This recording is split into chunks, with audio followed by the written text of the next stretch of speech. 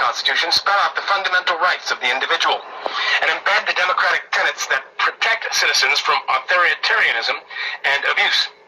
The Fundamental Rights Articles were established expressly to guard against violations of individuals' civil liberties by the government and its agencies. Some of these rights include the right to life, the right of freedom of movement, and the right of freedom of expression. These articles are the most sacred of the Constitution and should not be abused.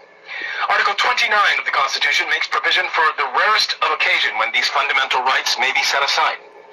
Even though the Constitution does allow for other emergencies when Article 29 can be invoked, war or times of war is the only emergency mentioned by name in the Constitution. That tells us how unusual it is for this provision to be enacted, and it is inferred that when it is invoked, it should be left in place for the shortest time possible. Bahamians have had their fundamental rights and civil liberties impaired since mid-March in an effort to stop the spread of COVID-19. The initial 14-day period of the emergency powers was to assess the level of infection, curtail the community spread of the virus, and to allow for capacity building within the country's medical facilities. Part of the process of capacity building should have been an ongoing effort to increase the number of beds, to identify and prepare accommodations for infected persons, and to quarantine. It also involves sourcing of emergency medical equipment.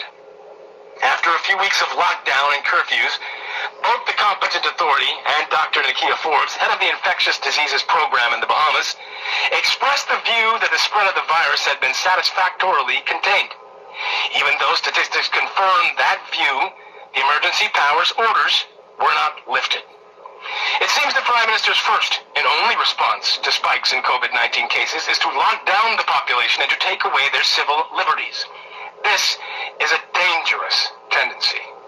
The Prime Minister asserts that the government's response to the pandemic is driven by medical science and advice. For a large part, at least in the beginning, that advice was based on assessments by the World Health Organization. Now, the World Health Organization is advising that there is no need for lockdowns, as the localized measures such as physical distancing, wearing of masks, washing and sanitizing of hands, and community testing are just as effective. Do we think that the Prime Minister will adhere to this bit of medical advice? Taking away your civil liberties has become so second nature to government members that they have become careless and cavalier about it. The Cabinet Minister is responsible for bringing the proclamation of emergency to Parliament in order to extend the emergency powers failed, intentionally or not, to table that proclamation on time and permitted it to lapse. This negligence is inexcusable. Because of this failure, the Governor General was asked to issue a new proclamation of emergency, which apparently can now be extended to the end of December.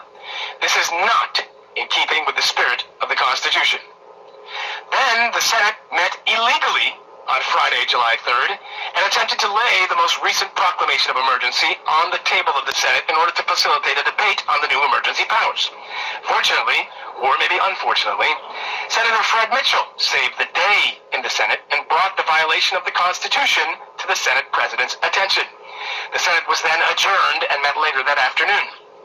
As it turned out, the Governor General was required to summon the Senate by way of a proclamation published in the Gazette.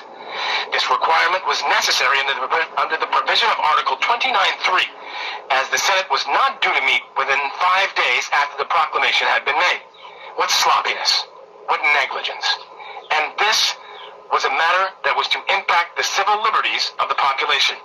And to think, this could happen when the Attorney General of the Bahamas is the leader of government's business in the Senate. All doubt was removed on how cavalier the Prime Minister regards Bahamian fundamental rights and freedoms when he spoke in the House of Assembly recently. He said something to the effect that future governments may be forced to make unconstitutional and discriminatory decisions. What a statement for a democratically elected Prime Minister to let out of his mouth. I was shocked to hear it, but I'm even more aghast that a Cabinet Minister, who I think is a lawyer, and who was sitting next to him, could be seen beating on the desk approvingly and can also be heard declaring absolutely. It looks as if, for this government, civil liberties be damned.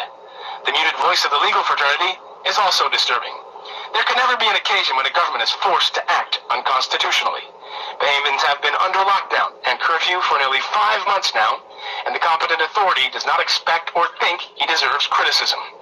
Criticizing the government for an indefinite state of emergency or for its handling of the COVID crisis is not treasonous or disloyal, as some may think. I saw some comments, allegedly by one Ed Fields, which said, in effect, shut your mouth and save it until 2022. How arrogant, insulting, and condescending. There must be consequences for failed political leadership other than defeat in elections.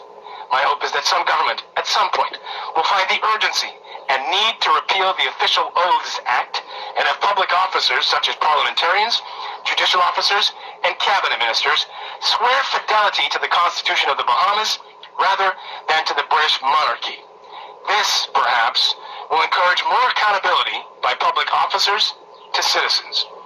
Article 29 of the Constitution envisions a state of emergency lasting for 14 days, which could be extended for 6 months from the end of the initial 14 days. In my opinion, the framers of the Constitution did not intend for the same emergency, in this case, COVID-19, to continue beyond 6 months. The proclamation of emergency signed on June 29th has to be considered a continuation of the previous one that was permitted to fall away. The slackness of the government in not laying the proclamation in a timely manner ought not to be used to punish Bahamians with even more lockdowns and curfews for a second 6-month period. I believe that retaining the emergency powers beyond September 19, 2020 would be a serious violation of the fundamental rights of citizens and residents and would be unconstitutional. Our fundamental rights are not disposable. Signed, Maurice Tynes. Tynes is correct in that our fundamental rights are not disposable. He is correct in that it appears to be that lockdowns and closures are the only solutions that the current administration has with regard to a rise in COVID-19 numbers. The lockdown is on. There's nothing we can do about it at this point. It ends on Wednesday. Whether it is extended beyond that remains to be seen. 2 weeks to me is sufficient time for a government to figure out which phase we will be in when Wednesday comes and how we will properly navigate this situation with COVID-19. We have so far not been doing the job that we should be doing. I look around at our Caribbean counterparts and sure, they limit some things. They went through some lockdowns. They put curfews in place. They have or had days you could do certain things, but they are moving resolutely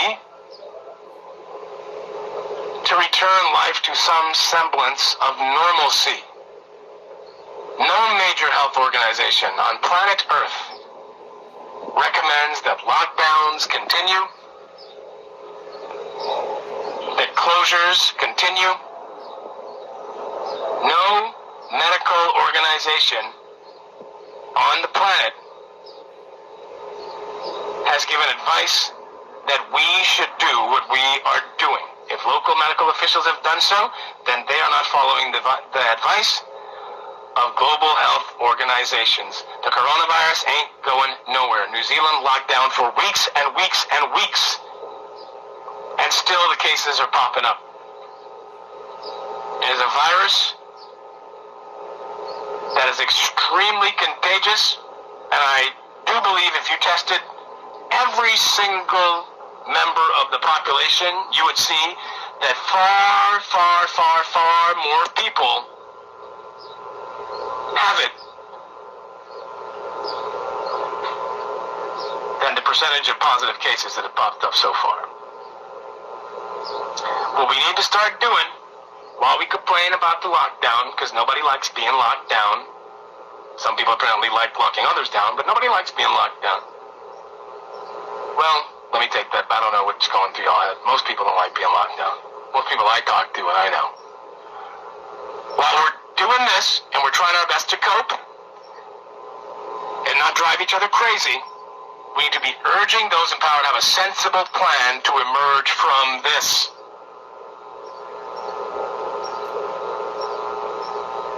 I'm not saying go nuts. I'm not saying just allow everything to go down. But our economy will not survive this. Not like this.